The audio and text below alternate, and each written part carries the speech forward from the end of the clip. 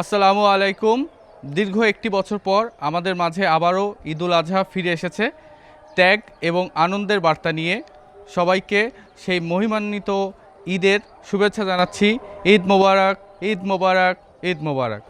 আজকের এই দিনটি একই সঙ্গে যেমন আনন্দের তেমনি ত্যাগের মাধ্যমেও পালিত হবে। এই মহিমান্বিত দিনের যে বার্তা আমাদের রয়েছে, ত্যাগ করা এবং পাশাপাশি একটি আনন্দের দিন হিসেবে আমাদেরকে যে স্রষ্টা উপহার দিয়েছেন, সেই দিনটির যে বার্তা আমরা যেন পৌঁছে দিতে পারি, আমরা যেন ত্যাগ করতে পারি, আমাদের ভালো ব্যবহার, আমাদের দ্বারা যেন কেউ কষ্ট না পায়, সে বিষয়গুলো যেন আমরা নজর রাখি।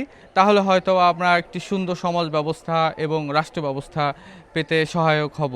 তাই আজকের দিনে আমাদের প্রত্যাশা হবে আমরা যেন সবাই সমস্বরে একই সঙ্গে কাঁধে কাঁধ মিলিয়ে চলতে পারি, সকল বিভাজন ভুলে যেতে পারি। আমরা পেশাগতভাবে হোক, সামাজিকভাবে হোক, সকলে যেন মিলেমিশে থাকতে পারি, একটি সোনার সমৃদ্ধ বাংলাদেশ করতে পারি। সেই প্রত্যাশা যেন আমাদের সবার মধ্যে লালিত থাকে এবং সেই প্রত্যাশা থেকে যেন আমরা একটি সুন্দর বাংলাদেশ ভবিষ্যৎ প্রজন্মের জন্য গড়ে যেতে পারি।